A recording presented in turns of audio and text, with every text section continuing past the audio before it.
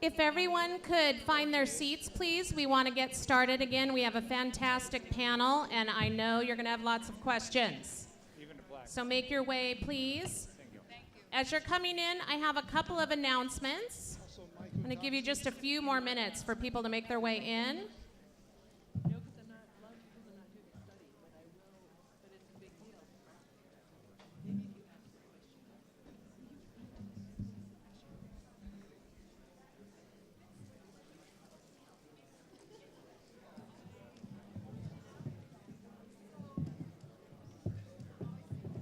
The lights are flashing. If we were at a play, my lights would be flashing, telling us to go find our seats.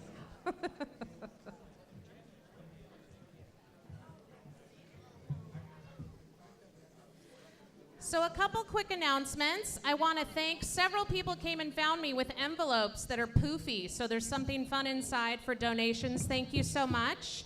If there are additional donations to be made, you're certainly welcome to leave them in the center of the table or find any of us with an APDA name tag on or t-shirt. We're so grateful for donations. Thank you.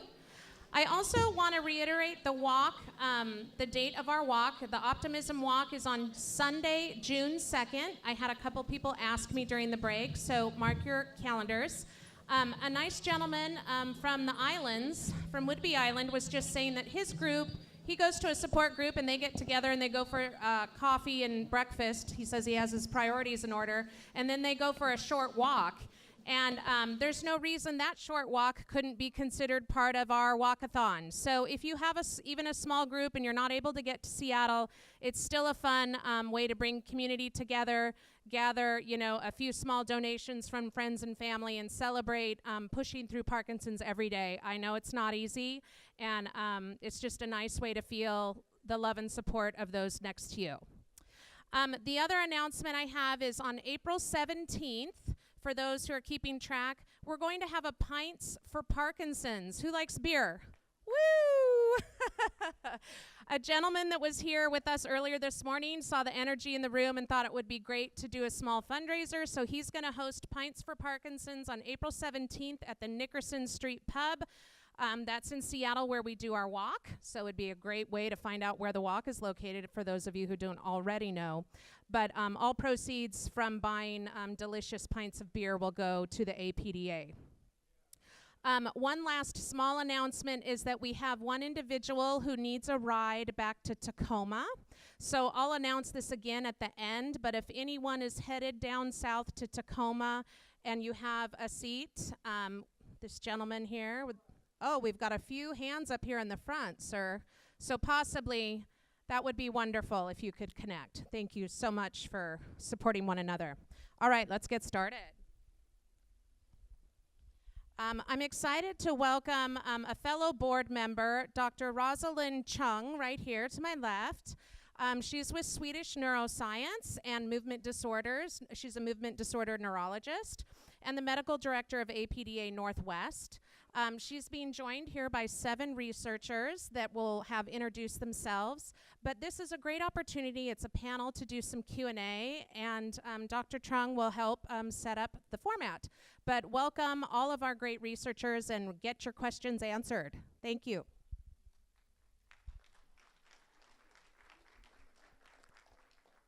Hello.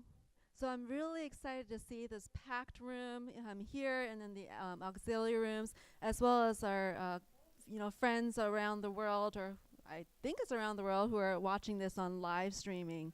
So one of the things that's important is knowledge is power, and you've already spent half a day hearing about all the different advances in clinical research, and now with this panel you'll hear about all the different research that's specific in the Pacific Northwest that you can participate in.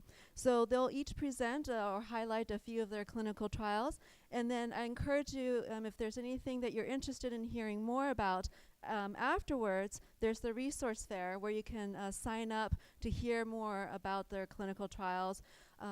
Signing up does not obligate you to participate. It just says, I want to know more about this. So again, listen, find out which ones you might be interested in, and then see them outside. So without further ado, let me have Dr. Pinky Agarwal come back up. And as you already know her quite well, so she doesn't need any introduction.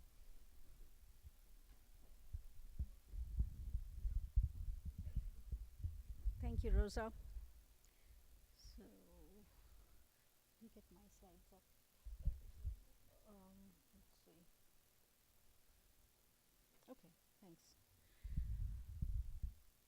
So, I work at the Booth Gardner Parkinson Center, and that's located in Kirkland, Washington at Evergreen Health. And we're on the east side, but we do have patients who participate in trials both from the east side, west side, and sometimes Oregon, Alaska, Idaho. So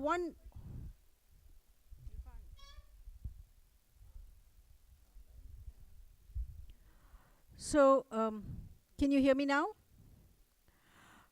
All right. So one important thing to know about trials is that you can continue getting care from your own provider. So if you participate in trials at any of these centers, whether it's at Swedish, Virginia Mason, whether it's at Evergreen, UW, any of these, you do not need to change your treating provider.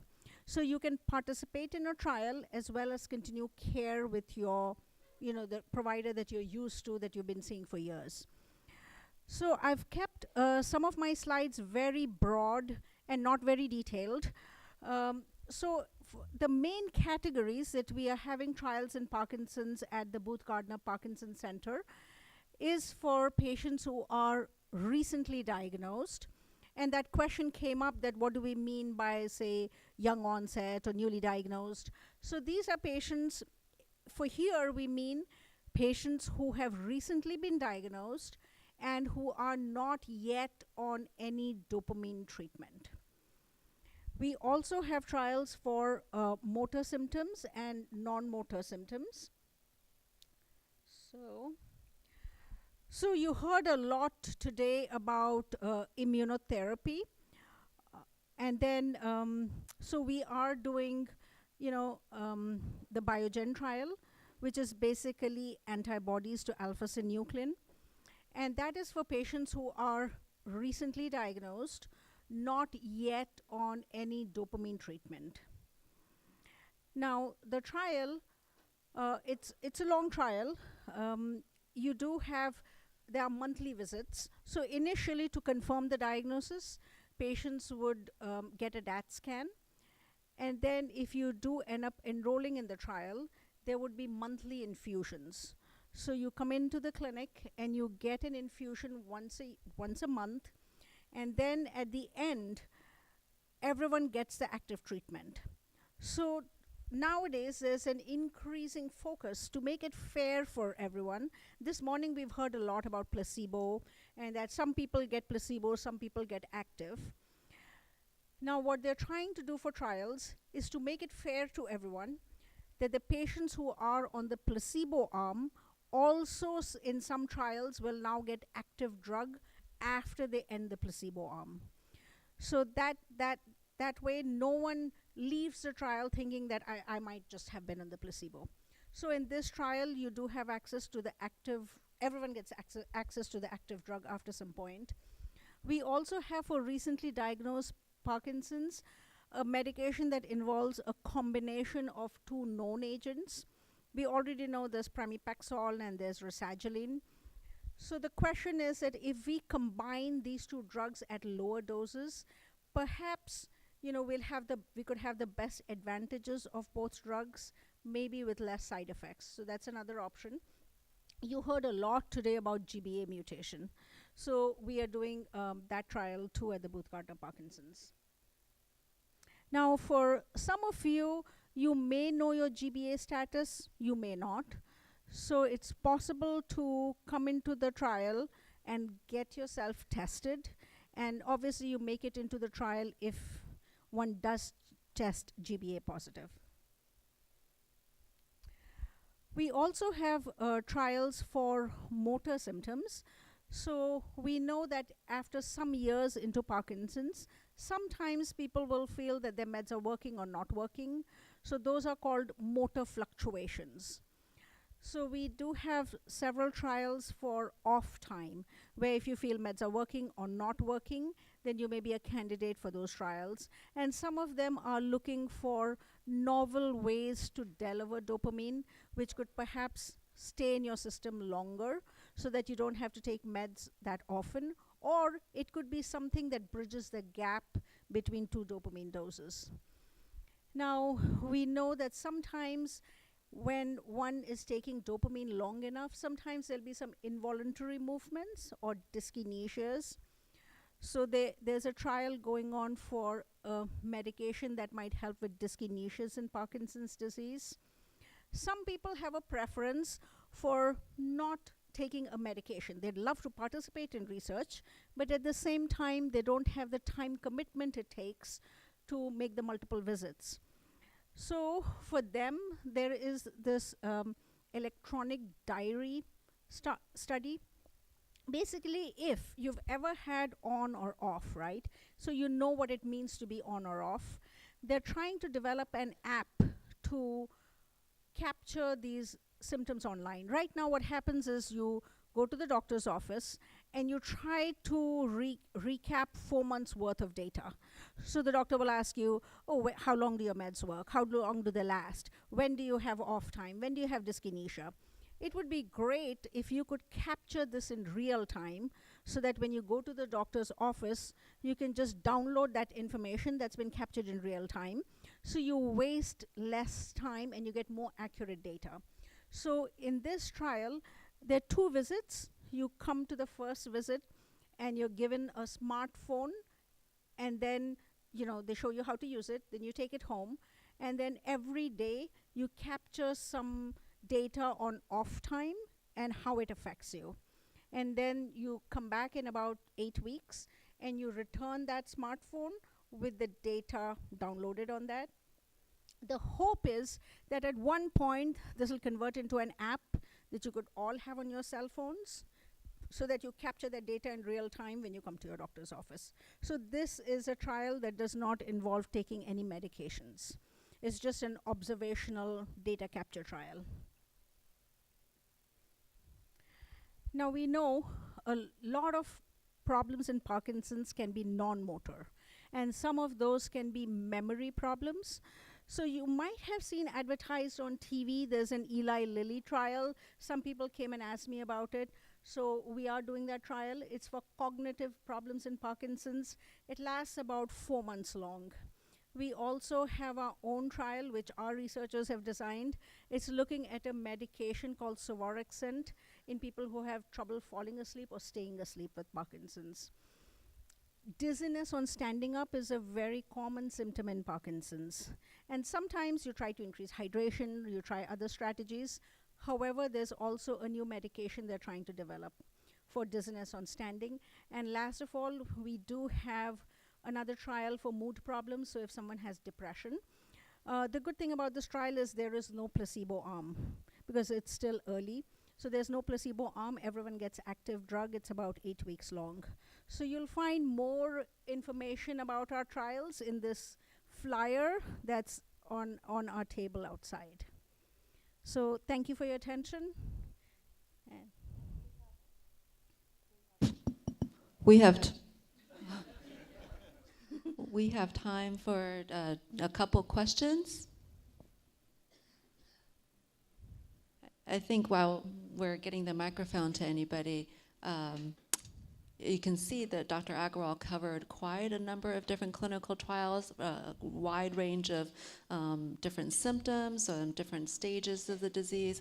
And so in addition to the excellent handout that you can get from the booth, they also have a website as well. So I encourage you to take a look, and the website is updated quite frequently. So if nothing fits you today, if you're not interested or ready today, check back in 6 months or a year. Any questions for Dr. Agrawal? All right, if there isn't, our next speaker is Dr. Marie Davis. Thank you.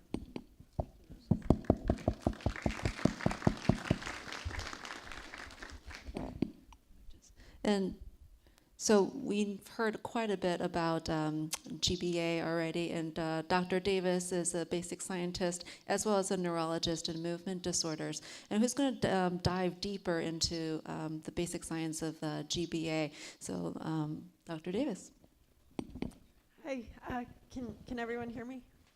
So, as Dr. Chong said, I'm a basic scientist and also a movement disorder neurologist. So I see movement disorder patients at the Seattle VA, and I also see movement disorder patients that have a genetic basis or familial inherited type of movement disorder at the University of Washington in the neurogenetics clinic. So I'm gonna, I don't know if the slides are, do I need to?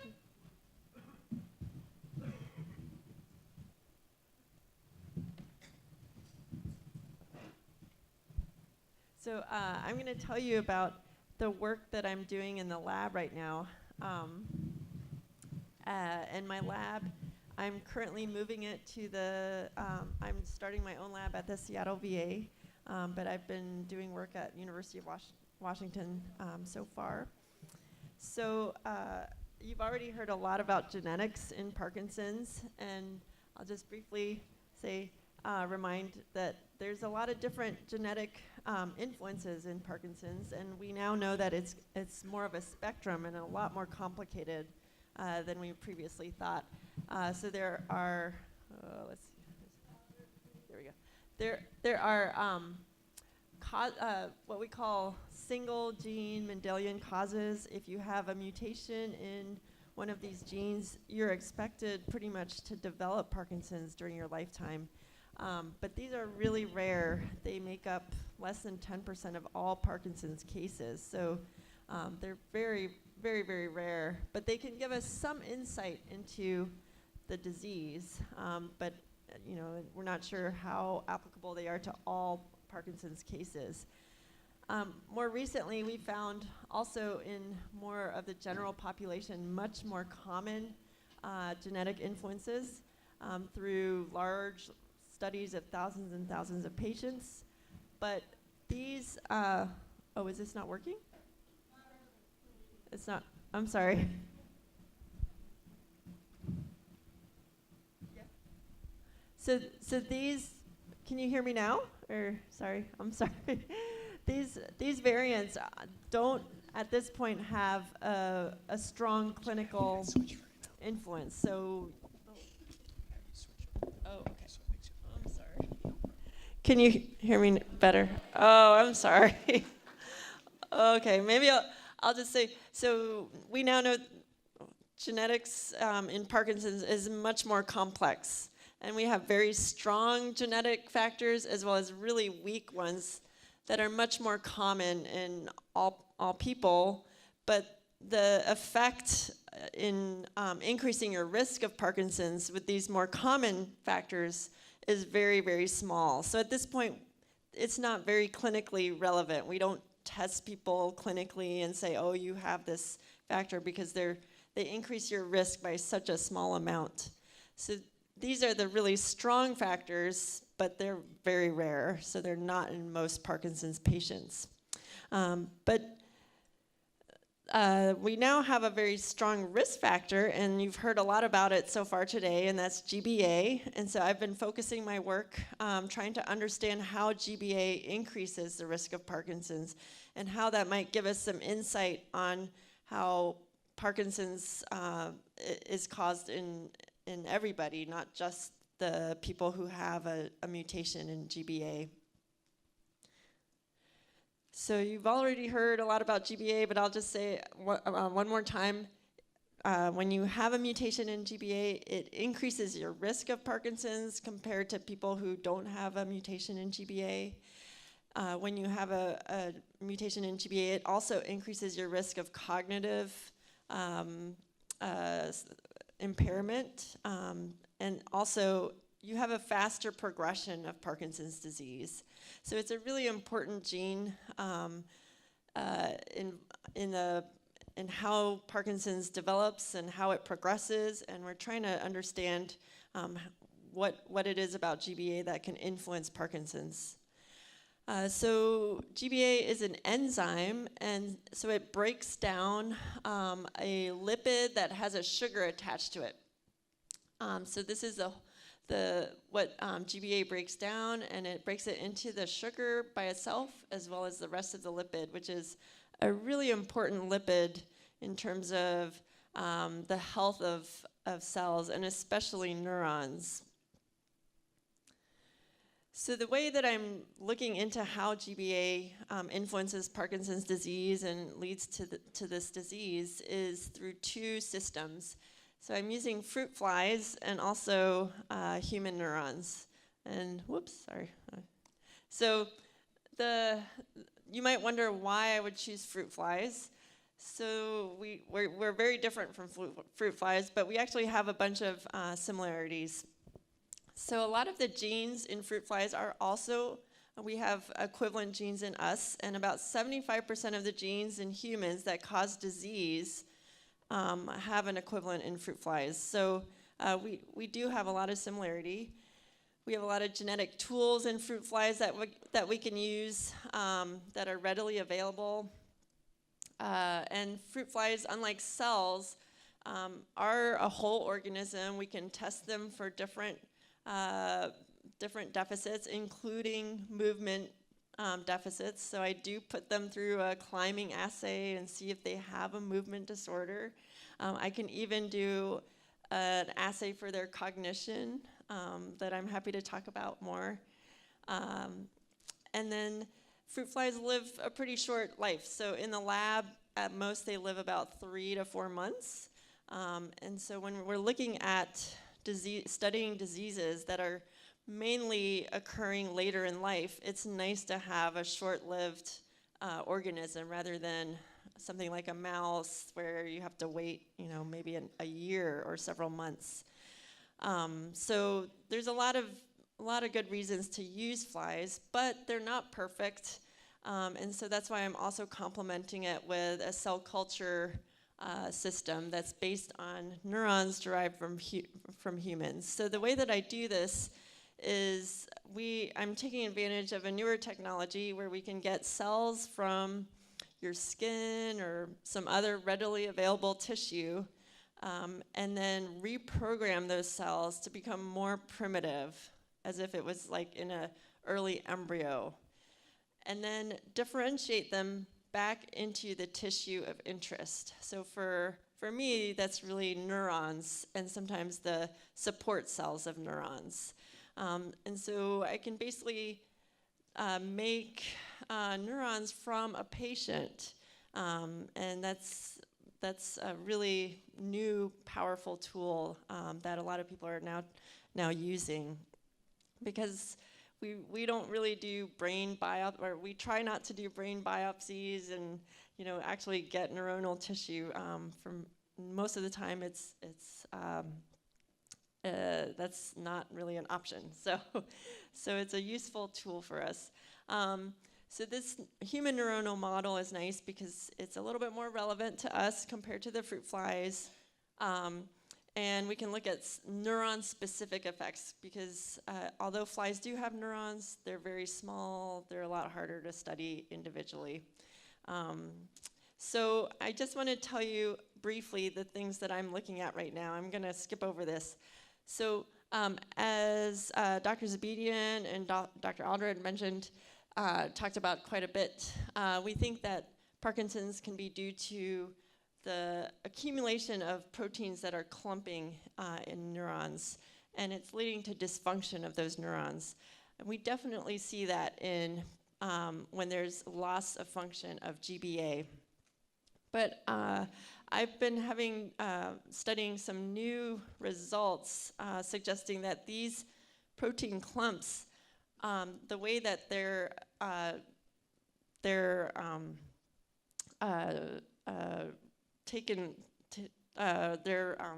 recycled by the cell is actually impaired in GBA loss of function. And we think that that may also actually lead to packaging of these protein clumps out of the cell in what are called exosomes, or extracellular vesicles. And that's leading to these vesicles taking the protein clumps and perhaps exporting them to other neurons, and that this process might actually be accelerating the spread of the disease. So that's the main sort of taste of what I'm doing in the lab. I'm happy to talk about it more. I just want to mention the people that are helping me do this. My lab currently is made up of 2 technicians, Selena and Bernice, and I've been getting a lot of help from my former postdoc mentor, Leo Palenque, and members in his lab, as well as my mentor, Cyrus Zabedian, who you met earlier today, and several other people at the VA. So I'm happy to, I don't know if there's time for questions, or, okay. Anybody have any questions? While we're waiting for questions, if anybody, are you looking for any volunteers to give iPS cells for skin biopsies? So yes, I am actually, and I collaborate with Cyrus Zabedian. So he has a repository of tissue through his Parkinson's genetic research study, and actually the neurons that I'm using now derived from a patient that was through the PAGER study. So yeah, the PAGER study is a really good source of for this research.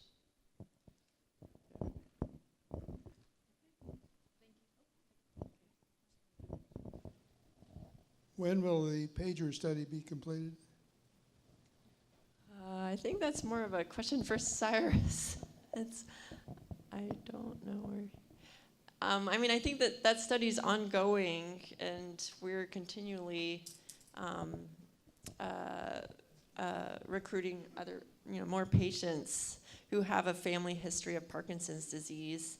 I think as long as we continue to have the funding, we want to continue it.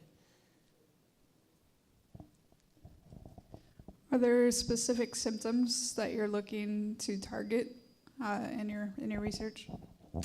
So at this point, it's not really a symptom based research, but what I'm trying to do is understand the actual root cause of Parkinson's through these sort of genetic inroads, and with these genetic models and fruit flies and cells. We hope that we can eventually translate these findings to to patients, and also potentially test drugs at a preclinical stage in these models. I think it goes back to so it kind of goes back to the idea of, someone asked earlier about, how does one person differ from another person in terms of progression? We've already talked about the GBA, and Dr. Davis is looking at the root cause and why does someone with Parkinson's develop dementia? And so in one of her slides, she kind of pointed out the interaction between perhaps GBA and Lewy body, and so that's important as well. So that's the cutting edge of the basic science there. So thanks, Dr. Davis.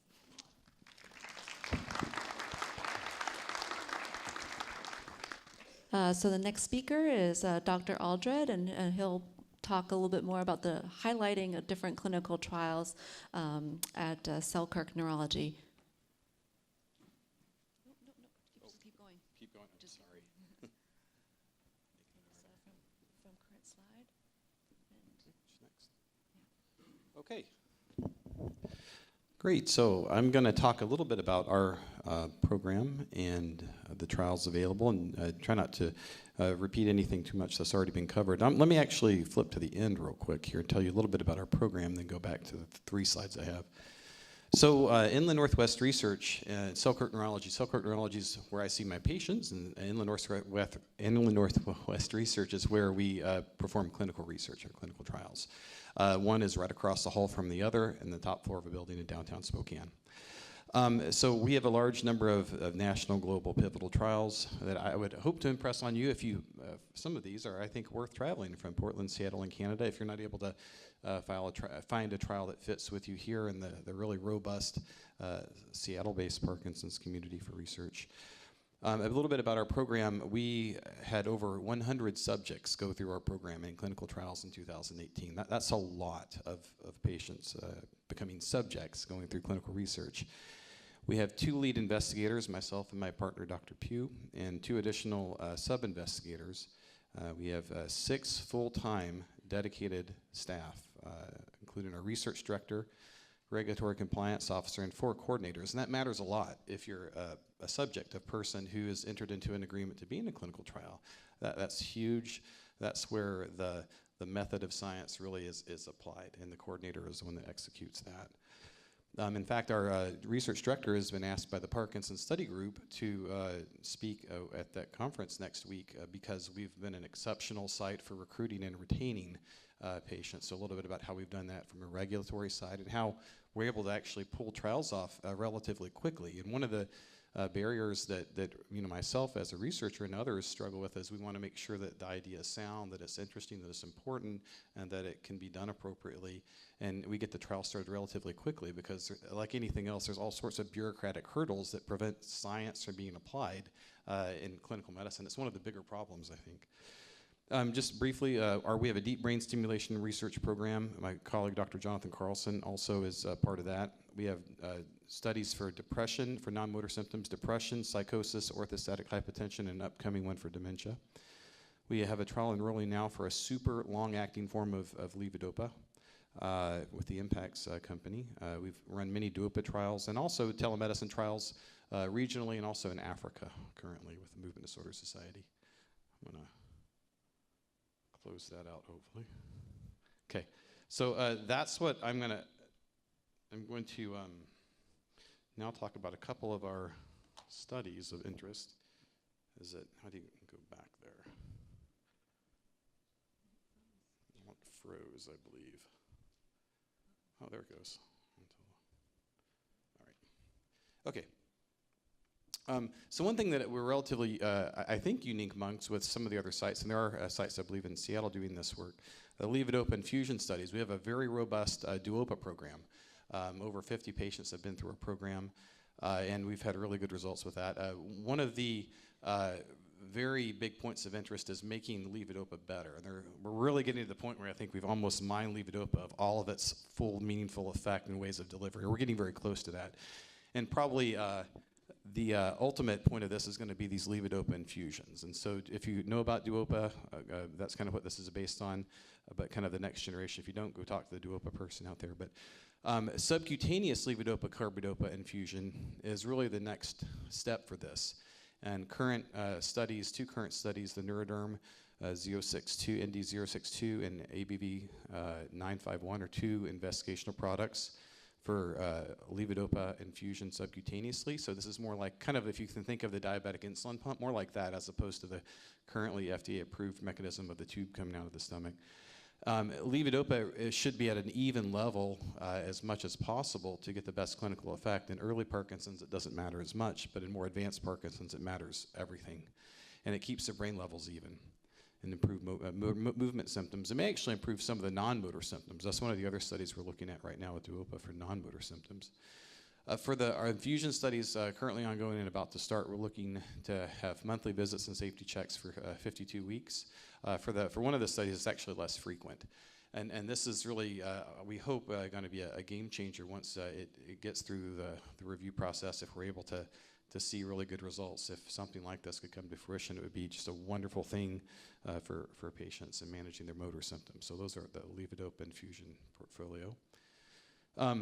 The Lark2 targeting, and I remember 10 years ago, I was a fellow at OHSU, and I remember listening to Dr. Zevatian talk about Lark2 and being just humbled by the work that's been done. And I can't believe that in really such a short period of time, we're looking at Lark2 targeting and being able to have access to that is like truly remarkable. What will come from it remains to be seen, but I wanted to give a little bit of background on this. So first in human, we call it antisense oligonucleotide. ASO therapy for Parkinson's disease is around the corner. The trials for that, at least. Established success has already occurred, and we call these ASO trials for Huntington's disease, at least with safety, and we think some early markers for improvement in Huntington's disease. And also, you should be aware that this technology is being used for spinal muscular atrophy, SMA. You can think of it as pediatric ALS. If you can think of something that bad existing, it does. It's fortunately relatively rare, but it's been FDA approved, and seeing the results of this therapy, it's striking. So the technology, the reason I put this in this material is to show you all that we're getting to the point that the technology for clinical trials and clinical research is starting to converge and go from one disease state to another. There's a lot more crossover than there's ever been. And that, we think, will really accelerate development, delivery, and hopefully safety and approval here sooner than we all really would have anticipated. And then there's a company, Denali, that was already mentioned, that's initiated, that's gone through an early phase 1, and is initiating soon a phase 1B in Parkinson's patients with and without the Lark2 mutation. And so we're looking to hopefully obtain this clinical trial, its next generation in Spokane in the very near future. And then lastly, disease modification. So we talked about this already, just to speak to the particulars of slowing the clumping of abnormal protein and spread of Lewy bodies and alpha-synuclein. We have 3 trials active for this. Nilotinib, NILO-PD, the Spark with a C, this is where it gets confusing. These are tyrosine kinase inhibitors that I spoke about in my presentation, where we're looking initially at symptomatic Parkinson's, people on medication, for a shorter period of time, 6 months, and then the upcoming version is going to be for 12 months for people within 3 years of diagnosis of Parkinson's disease. Once there's an approval process for that and data has been reviewed, we think. The Spark with the C is a similar, looking at different kinds of ways to slow progression. A similar, we think, maybe way of slowing progression, looking at this versus a placebo. So this is in phase 2. We're going to be hopefully recruiting for this very soon. And then the Biogen Spark trial, we've talked about that already. There's the Pasadena trial, which is the Roche trial, looking at attacking the other end of alpha-synuclein, and that's the 12-month study with an extension.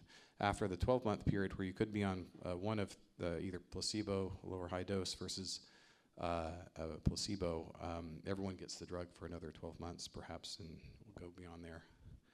So certainly if you have interest in our, it's kind of freezing up again here. Anyways, if you have interest in our program in Spokane, come take a look. We have people come fairly frequently from Seattle and Portland, actually. It's an easy flight. From Canada as well have come down to take part, because the trials at our group are really fairly unique. It takes a very kind of unique situation, almost a hybrid model, to be able to execute a lot of these very high-end pivotal trials in a way that's very efficient. So it's a very demanding set of tasks, and so having staff dedicated to that, I just wanted to thank my staff that really makes all this possible. I mean, I'm there to help facilitate as well and bring these in and supervise, but our coordinators and directors and whatnot do the vast majority of the actual daily work with clinical research and make our site a great site.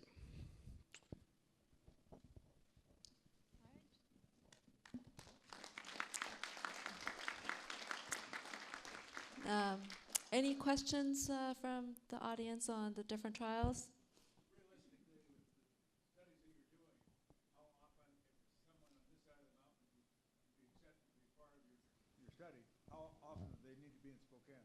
So the question is, I'll just make sure that it's the people on the live stream can hear it, that how often are patients from the Seattle area, are they accepted in a clinical trial site that's several hundred miles away? Yeah, that's a great question. It varies, of course, based on the study, the length, the intensity. One thing in general that I would say that applies most for most clinical research is research studies are front-loaded. So we do like a baseline visit, initial dosing, safety assessments, and as we see that like this treatment is reasonably safe, it gets less and less frequent. So for example, probably the worst time to, if you were interested, the worst time to plan coming would be December to January, right? And we kind of plan for that. And the better times would be, if it's something you were like, wow, Spokane, I wish it was closer, but this is really interesting. We have had no dropouts from people coming from Seattle, Portland due to distance. So if they're really interested and motivated, it's a good fit for the study. What I would encourage is just kind of understand the nature of the commitment, because you're making a commitment to complete the clinical trial insofar as, unless something unforeseen happens.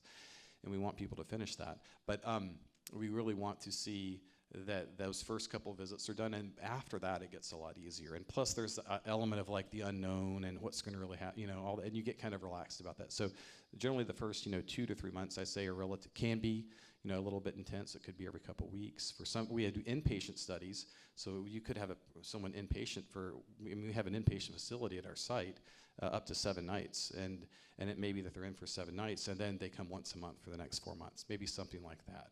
So it just varies, and generally it's front-loaded. You said that it takes a certain type of markers that you're looking for. How do you determine whether you have the marker? Well, there's different kinds of markers. So there's like things that are signals and influencers, like the Lark2 GBA mutation, things like that. That's usually a blood test. We're doing spit tests for that now. The other markers that we look through are for spinal fluid. So our site, we have a lot of studies that require spinal taps. And we look for changes in alpha-synuclein in the spinal fluid. And so that's an important thing to recognize if you're, particularly a lot of the trials coming out nowadays that are very pivotal trials require spinal fluid analysis. Fortunately, spinal taps now versus the way they were 20 years ago are way easier. We do tons of these. They almost never cause headache anymore. We use a special type of needle that should be used more and more. So it gives you a little idea about how we follow markers.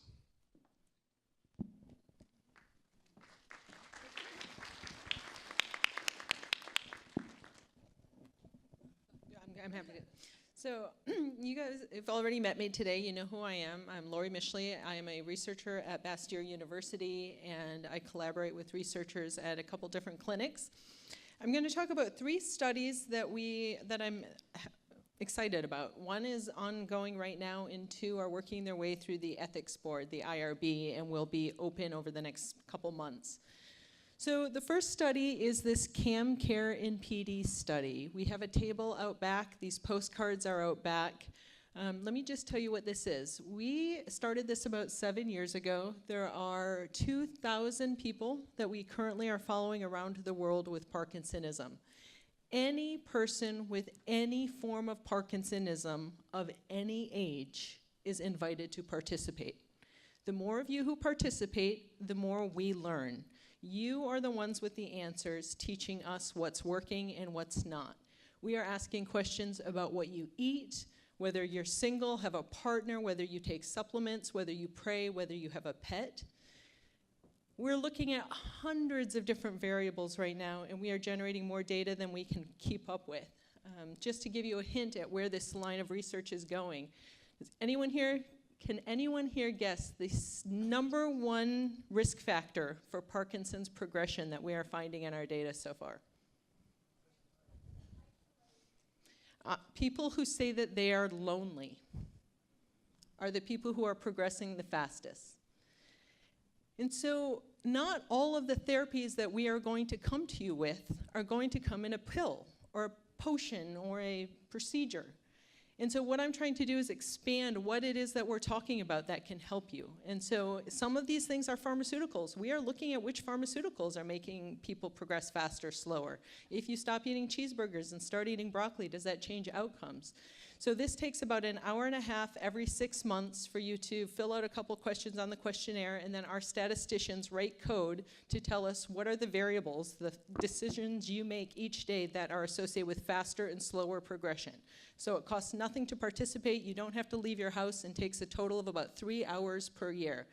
The other thing that I love about this is completely self-funded.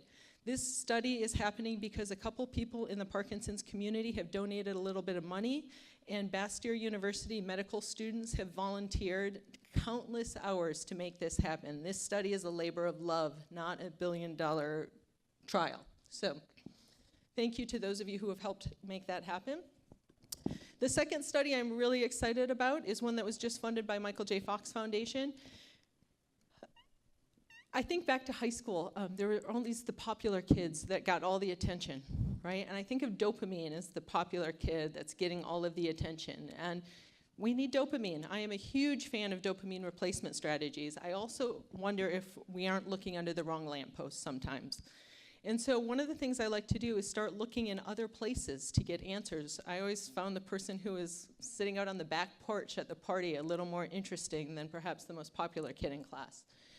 And so what we've been doing is starting to look at urine, look in hair, and one of my most exciting collaborations right now is with University of Washington Department of Radiology. As I mentioned, with the intranasal glutathione trial, we put people with Parkinson's disease in MRI machines, and just using magnetic fields, we can actually tell you biochemically what's happening not only inside of your cells, but inside of your mitochondria. And what we think is that people who have muscle weakness, and which leads to balance issues and falls and things like that, are associated with an impairment in your cell's ability to make energy. And so this summer, we are going to be recruiting 30 people with Parkinson's disease to go in the MRI machine, and we are going to measure the capacity of your cells and mitochondria to generate energy appropriately and start to look to see whether or not that might explain the muscle weakness so many of you experience. Anyone who's interested in those, that study, stop by the table. We'll be talking to you about what those next steps look like. But for right now, please, please, please put your name in the Parkinson's Disease Registry. The Washington State Registry is where we're going to go to recruit patients for that trial. And then the third study that is about to be approved in the next week or so is, how many of you heard about the woman in Scotland who can smell Parkinson's disease? So my research for the last 20 years is basically based on this idea that Parkinson's, in part, is a metabolic disease with neurological consequences. So when I heard about the woman in Scotland who could smell Parkinson's, I thought, well, geez, if a woman can smell it, any dog should be able to smell it. And so that morning, I set out to find the perfect dog to train to smell Parkinson's. And it took 18 months to find a breed called Lagotto Romagnolo. They're Italian truffle hunting dogs. They've been bred for 1,000 years to smell ripe truffles underground, communicate with their handler. They're smart, they're small. And after 8 months of searching for the dream dog, it took 4 days to teach her to smell the scent of Parkinson's. So this summer, obviously we can't get dogs in every clinic around the world, so we've been looking at what kind of tool we can use to bring you to us. And so what we have found works best are earwax samples. We have people sending Q-tips with a little bit of earwax on them, and the dogs can tell whether or not people smell like Parkinsonism. And so now that we know that the dogs are pretty good at distinguishing Parkinson's from controls, what we want to know is to find out how far does that go? Do they distinguish between MSA, PSP, and most importantly, how early can they smell it? So in the next couple weeks, we will start opening the doors and recruiting for the Park9 Precision Project. So please come talk to us at the table back there if you have any questions.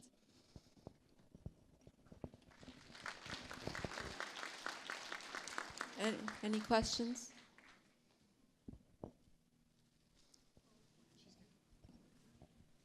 Is anybody studying the relationship of mycotoxins to Parkinson's? Yeah, great question. The question is about mycotoxins, toxins that are born from molds. So there is reason to believe that the seborrhea that a lot of people with Parkinson's get is caused by malassea, is a form of yeast on the skin. And a lot of people are wondering, could that be what the dogs are smelling? It might not, what the dogs are smelling may not be what's causing Parkinson's, it could be consequent to Parkinson's. And so that's kind of where the line of questioning has started, and there's reason to believe that that might be in part what the dogs are smelling. But I will be presenting at the World Parkinson Congress this summer. We have done, we're looking for biomarkers that might be associated with Parkinson's, and we have found that the urine of people with Parkinson's disease contains notably more mold mycotoxins, specifically ochratoxin A, than what would be expected in healthy controls. And so I'll be presenting those data this summer at the World Parkinson Congress. All right, thank you very much. So you can see the gamut of the different research available here at the Northwest. So the next speaker is Dr. Tara Madasta. She is a computer scientist interested in Parkinson's disease and using imaging to find out more about PD. So. Hi, thank you. So I'm going to talk to you about an NIH-funded study that I'm running at the University of Washington, which is dealing with intrinsic brain activity and cognition in Parkinson's disease. And to look at that, we're looking at simultaneous EEG and fMRI, and I'll explain how that works. Our key question here is, what can intrinsic brain activity tell us about cognitive impairment in Parkinson's disease? So all of you, while you're just sitting at rest and letting your mind wander, your brain is active. And it's active in a really rather interesting sort of way, which gives us a lot of information about how it is working and its health. So fMRI obtains a three-dimensional image of the brain every approximately 2 seconds. So you get this four-dimensional time course of your brain's activity. That's sort of a proxy for brain activity. And what happens is you get a signal. Let's look at sort of this blue area here. Over time, you see that the signal in that area goes up and down. Not in a sort of a regular way, but in a way that's got a lot of variability to it. If you look at another area, let's look at these two areas here that are in orange. You can see that they go up and down too, but they kind of go together. And that's the interesting thing about regions in the brain that work together, is that they vary together as well. And they allow us to identify networks of brain regions. One of the problems that occurs in cognitive impairment is that networks of regions are not working so well together. So you wouldn't see their lines go up and down together as clearly. And also you wouldn't see things like the blue line here, a region of brain areas which are active when people are performing a task. Those are, we call them anti-correlated with the red and the yellow regions. These are areas that are active more when you're thinking to yourself, internal mentalizing. So this pattern of activity of the brain has to be just right. And when it changes, it tells us quite a lot about the neurotransmitters, the dopaminergic system, the cholinergic system, and things that are going wrong. So what we're trying to figure out is exactly how to untangle that information that is in there. This is the kind of task that we give people who've come to our study. What we're trying to do is we're trying to understand, do we have to give you this nasty sort of task, or can we just look at your brain while it's resting and tell everything that we need to know about how you will perform on this task? And that is the basic question.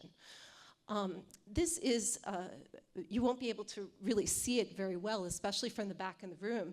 But basically what's going to happen when I play this video is there's this little X up here, and we ask participants, research participants, to focus on this X. And then they're going to see patterns of dots move in particular ways. And we ask them, we give them about 20 minutes of training and ask them to tell us how the dots are moving relative to the X. And it's a really hard task, but it has to be in order for us to really sort of strain your brain in order to measure these changes in network activity. So let me see if I can play this here. So the dots are wiggling. There's a little arrow here, and that goes on and off, and you sort of are asked to give a judgment about how these dots are aligned with respect to the X. It's really challenging, and we change it up a bit. We also ask you to not just make that judgment about the orientation of these dots, but to also say, well, let's now reinterpret these arrows and then tell us whether the change is different from the previous time we asked you to make a judgment, so that it becomes a memory task. And so with the same stimuli, we are able to give you two different tasks, and we can see how your brain is different in both ways. And we have the flickering that you see there because we also use EEG, so we're able to look at these electrical signals and determine whether you're really paying attention or not, because it's hard to pay attention, so we need some sort of marker of that, and that's what we use, because otherwise the data would not look very good. Whoops, okay. So this is the research study design that we have. We have 70 people with PD, 40 controls. We put an EEG cap on you, and we make you practice this terrible task and do the EEG alone. And the reason we do this out of the scanner at first is because the scanner, being in the scanner with the EEG cap on, can sort of change the signal, and we want to make sure that we've got a sort of a double standard, so they're able to make sure that we have 2 measurements to get it right, that we're not just looking at noise or something like that. And then you go into the scanner, the fMRI scanner with the EEG cap on. You rest for a little while where you just look at a little X, a little cross on the screen, and then you do the memory task with those flashing dots, and then you do the attention task, or the other way around. And then 2 years later, we ask you to come back and repeat this protocol. So this is the study design, and basically the idea is, to summarize these aims, the gist of it is we want to see whether or not the activity of your brain at rest, how that changes when you do a task, and whether or not the degree of that change predicts how you perform on that task. And if we know that, then we know quite a lot about you. That means that we can look at your resting state data, that's the data when you're not performing the task, and we can determine sort of what might be going on in your brain. And that allows us to pick some sort of potentially better drug therapies, to put you into a specific individualized clinical trial based on what we think might be going wrong, and to predict how you might progress. And all of these things are very, very important towards achieving this goal of personalized medicine. And one nice thing about this kind of imaging is that fMRI it's one of the few ways we have of looking at the brain that's not invasive. We don't have to inject you with anything. You can rest quietly in the scanner. You don't have to be concentrating. And it would be very nice if we could learn how to get the information that is in these images out, which is a very interesting type of problem. So I implore you, as everyone else has today, to get involved. You have this card that we made in your swag bag. And to make this, I asked my research assistants to try to take some of the images that we use in our analyses and to render them as art, with the goal of conveying number one, how beautiful I think these types of images are, but also how valuable and how unique they are. One of the ways, I think, in which we can leverage this type of research data to achieve personalized medicine is by getting a lot of it. Because every person is different, there's a huge amount of variability, and so we really need to analyze a lot of data, and not just the imaging data, but biomarkers that come from other sources. So if you participate in genetic studies, or if you give blood, and you have other sorts of, or lumbar puncture biomarkers, things like that, those kinds of things are very, very important towards understanding the underlying mechanisms for the fMRI variability that we see. So you as research participants are incredibly valuable. And I've used many, many, many data sets from many sources that are besides this study in order to come to some of my understanding. But I also need to thank the researchers who've done a lot of this work. So besides the research coordinators who you typically encounter, there's a staff of researchers and scientists behind the scenes. And these are just some of them, with Mark Pettit at the bottom here wearing one of the EEG caps to demonstrate. So thank you very much.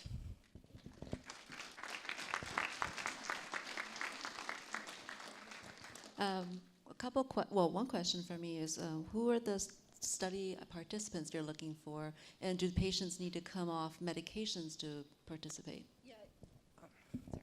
This study does not require that you withhold any medications. We are still looking for a few people with PD and a few controls of a somewhat like age 50 to 70, because we're trying to balance the ages. So if you are interested, please pick up a flyer at the booth, the WPR booth, and or on your card.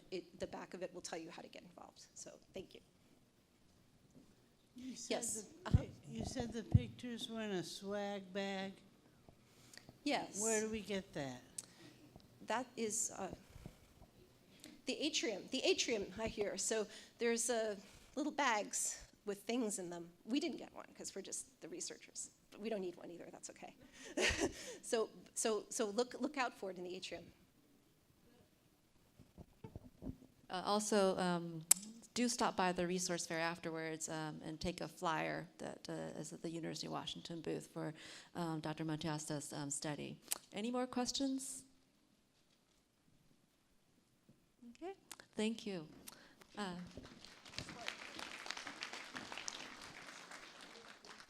So the next speaker is Dr. Ryder Gwen, who is a neurosurgeon at Swedish Neuroscience Institute, and he's going to tell you about a very interesting technique for treatment of certain symptoms of Parkinson's.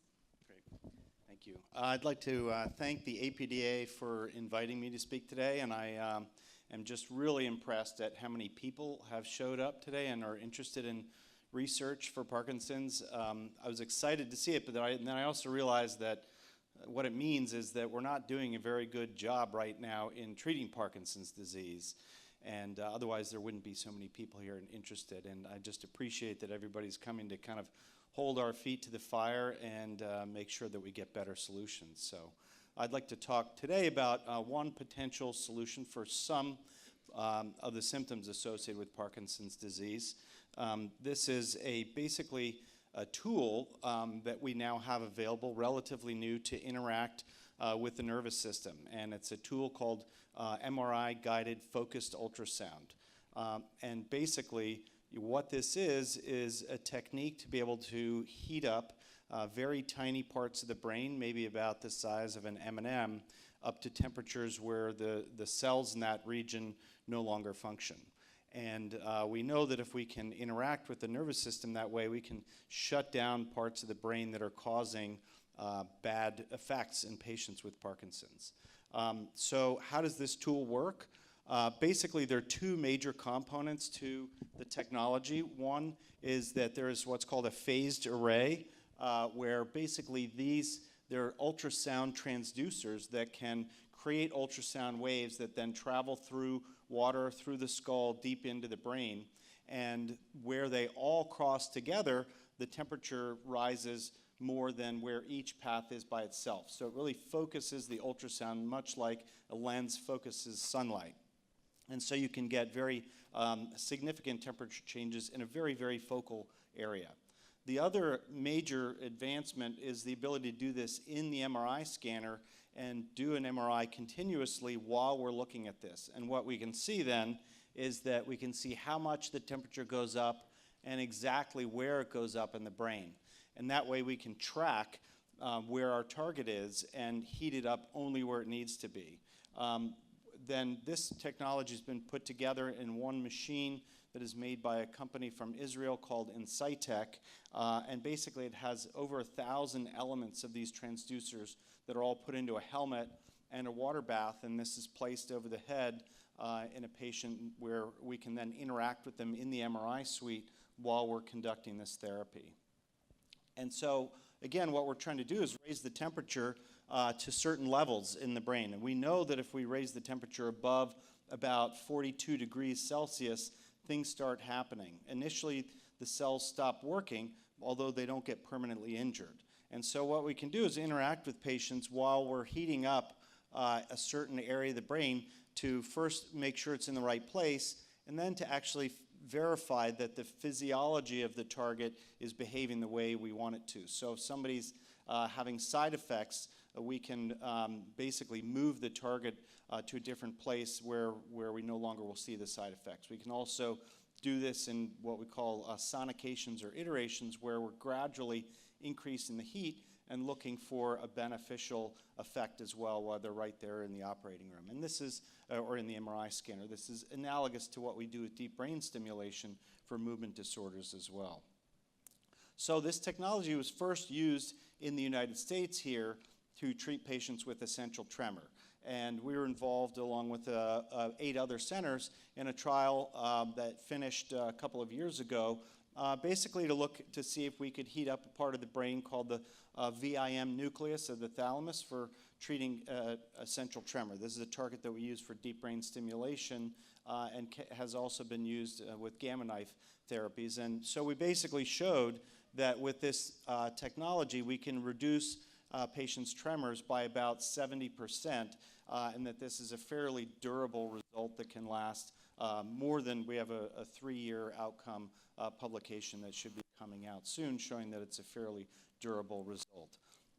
And again, there's about a 70% reduction in tremor in these patients, which is very analogous to what we get with deep brain stimulation. we actually have now conducted another study in patients with Parkinson's disease, looking at the same target that we used for essential tremor, so the same VIM target. And this is thought to, again, help with tremor in patients with Parkinson's disease. This target does not work for the other symptoms of Parkinson's disease, but we had about 27 patients that were randomized to either getting the real treatment or a sham treatment and followed them for a year afterwards. And we can see from this graph here that the sham patients actually did get a little bit better for a while, but then got a little bit worse again, whereas the treatment patients had a marked improvement, about 62% improvement in their scores for tremor up to about one year after the treatment. So we know that we can interact with the brain in a meaningful and durable way for patients with Parkinson's disease, but really only treating the symptoms of tremor up till now. And this is now a FDA-approved treatment for patients with what we call tremor-predominant Parkinson's disease. We don't have reimbursement set up by Medicare yet. It just was approved in December of 2018, but we're excited to be able to offer it soon. But what I'm really here to talk about is the study that we're participating in right now, which is using this focused ultrasound technology for a different target. This is a part of the brain called the globus pallidus internus. We've actually interacted with this part of the brain with DBS for many, many years now, and we know that can be very effective to try to shut down this nucleus within the brain to treat not just tremor, but also motor fluctuations in patients with Parkinson's disease. And so that's what we're after right now. We have a trial underway that will treat 116 patients at up to 18 centers. And again, it's a sham-controlled trial, so some patients will get the real treatment, some patients will get a sham treatment, 3-to-1, using this technology, and then we'll follow them for a year afterwards with visits at 1 week, 1 month, 3 months, 6 months, and then 12 months, and then follow them annually for 5 years afterwards. And what we're really looking for is improvement in the motor fluctuations and dyskinesias that patients have with Parkinson's disease. So we want patients who are not terribly, terribly advanced and are still responding well to medications, but maybe having significant fluctuations in their abilities to move and may have dyskinesias, which are these kind of irrepressible movements that come when patients are over-medicated as well. And so patients who are fluctuating back and forth between freezing and having dyskinesias are some good candidates for this trial.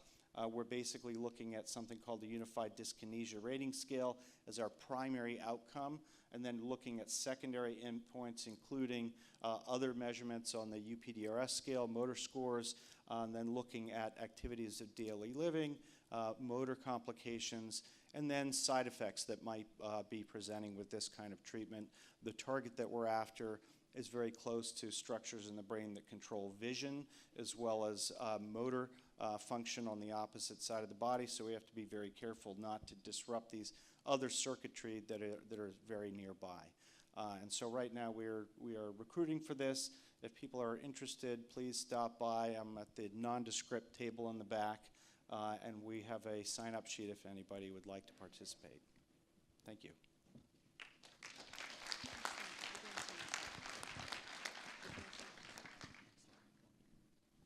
So thank you very much. And if there's anybody with questions, but I'll lead off and ask, if you are in the sham arm, at what point do you get to active treatment?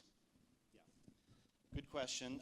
So the blinded phase lasts for 3 months, and so if you participate in the trial, we don't tell you initially whether we're giving you the real treatment or the sham treatment. We hope that most people will be able to figure it out fairly quickly if they're getting much better with the real treatment. But people that do get the sham treatment then can have the real treatment done 3 months later. So 3 months is the most you would have to go without getting the real treatment. Any other questions? If not, I can ask Dr. Gwen. You mentioned that this is also the same target that people get for deep brain stimulation. So, if you're thinking about clinical trial versus deep brain stimulation, how would a patient decide what to do? Right. So, yeah, that's a very good question. There are very good treatments for Parkinson's disease, the motor symptoms with deep brain stimulation today. Deep brain stimulation is something we do every week, and I really love as a treatment for Parkinson's, but it's not for everybody. We have to make a hole in the skull. We have to place a wire into the brain. We have to then tunnel it to a battery that we place below the skin. It requires multiple programming sessions to be able to get this optimized for a patient. For patients that have significant medical problems or have to be on chronic blood thinners, this can be an issue to undergo this kind of therapy. So this is a one-time therapy with no implants. In fact, we don't make any incision at all. It's completely incisionless. And so we think many people will prefer to have that kind of therapy as opposed to deep brain stimulation. Thank you very much. And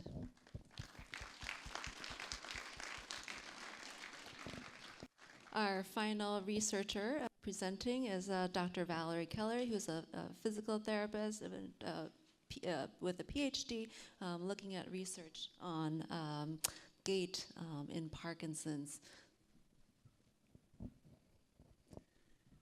First, how's the volume in the back? Okay, good. Again, my name is Valerie Kelly. I'm a physical therapist and a researcher at the University of Washington. And first of all, thank you for spending this lovely day with us and sticking with us for the stretch. Exercise is near and dear to my heart as a physical therapist, and I think there is plenty of evidence at this point to help us understand that exercise is medicine. We know that it helps to maintain function for people who have Parkinson's disease. It's non-invasive, which is not to say that there aren't side effects. We've all had aches and pains. We've strained muscles, so exercise does have some potential side effects. But it is an intervention and an activity that is more non-invasive than some of the others we've spoken about today. There's a lot of basic research trying to understand how and showing promising results in how exercise can impact underlying disease processes, improving blood flow, circulation in the brain, reducing inflammation, improving brain health through things like improving neurotrophic factors.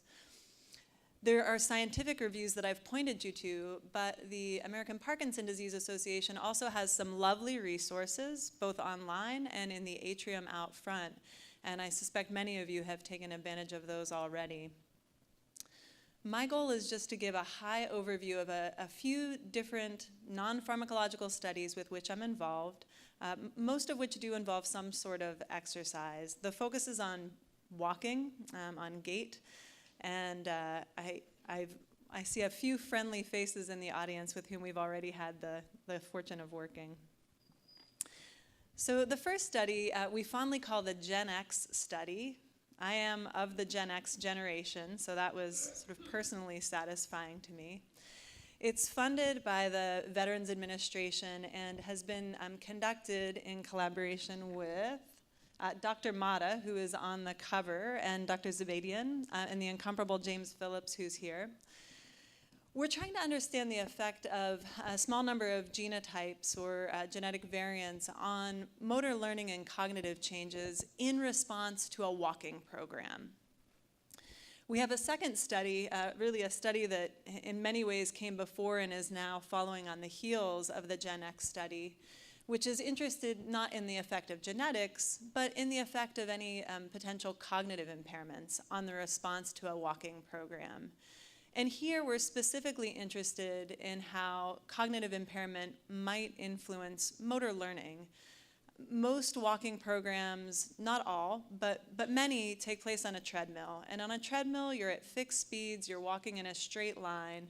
We do want to understand how that type of walking might be affected by a walking program, but the reality is, just to get into this room today, you were navigating through narrow environments and turning and stopping and starting. So we also are interested in how our training transfers to other more complex and more real-world walking tasks. This study was initially funded with some pilot funding from the National Institutes of Health and is now funded through the University of Washington. To give you a sense of what these studies involve, the Gen X study is a 10-week walking program. We ask people to come in 2 times a week for 10 weeks, working with physical therapists at the Veterans Administration. In the early part of this 10 weeks, the first 2 weeks are really focused on how people are walking. We're giving a lot of cues to really improve the quality of walking.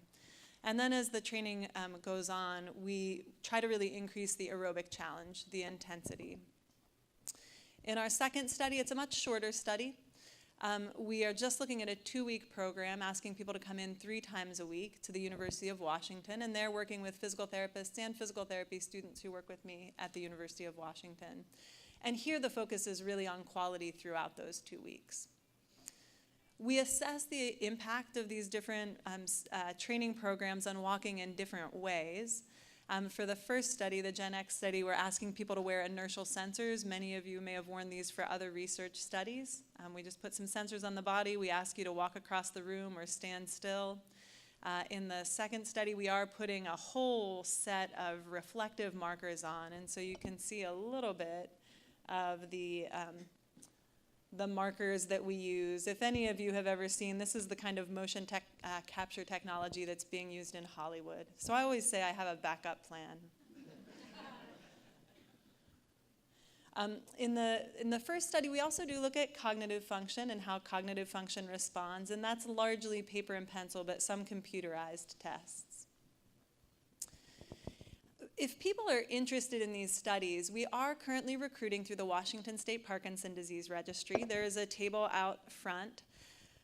Both studies share some similarities in terms of what might be a good fit. So we're primarily interested in recruiting people who can walk short distances, about a lap around the track without assistance, no dementia or history of deep brain stimulation, no health conditions that could impact participation in an exercise program, so particularly a moderate to high intensity program, so we just try to be mindful of any heart problems that people might have.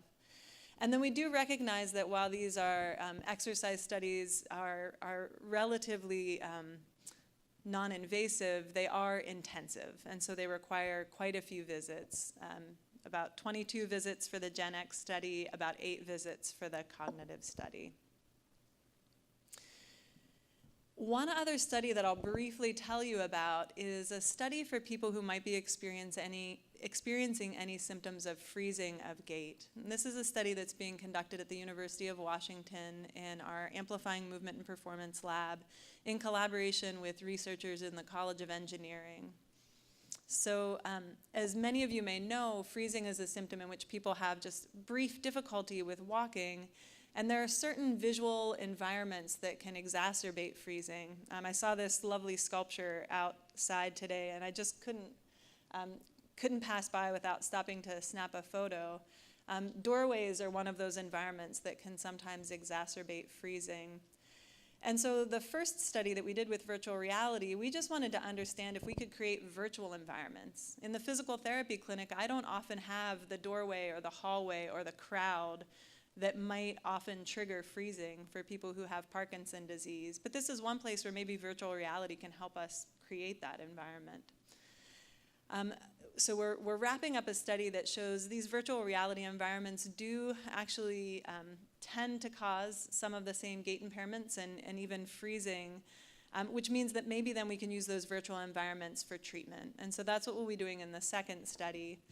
It's just a single visit, so only 3 or 4 hours, but just a one-time visit. And for this study, we're particularly looking for people who are experiencing freezing of gait. If you use some assistive device or if you need help from a care partner, that's absolutely fine. All of these studies, as I said, are recruiting through the Washington State Parkinson's Disease Registry.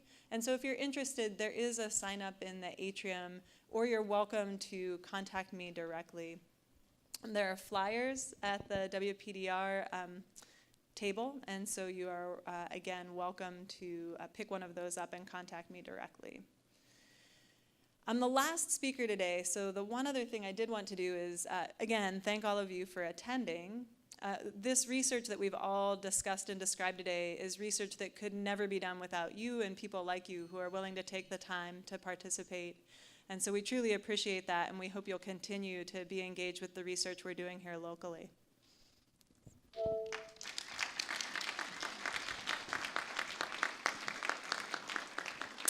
And so, again, I'd like to thank everybody for coming today to learn about the exciting times of PD research and to meet some of the researchers who are hopefully will be able to convince you to come and participate as well. You also got a flavor of the different gamut of did I say something wrong? Oh, yes. It's time to recharge. I agree. But you can see the flavor of all the different types of research out there available, and hopefully you'll find one that you'll be interested in. And everybody will be out there at the resource fair. So without further ado, thank you. Great job. Way to keep it in there. Does this one still work? Thank you, everyone. I just have a couple quick things before we let you go. As Dr. Chong said, and everyone here, thank you so much for being here. If it hasn't been made clear, the Washington State Disease Registry is a wonderful place to start for those of you who are interested either as people living with Parkinson's or as controls. I wanted to thank everyone for coming. These presenters, I don't know about you, but it is amazing to sit in a room, and it's not far away. It's not, I mean, they're right in front of us, and they are talking about what they're doing every single day. You all wake up and push through. My husband always says the only way out is through. You just have to deal with this every day. And for me, to know that these people have chosen to help us, to help our community. There's a lot of challenges out in the world, but these people every day wake and work for us. And so thank you. Big round of applause for our researchers today.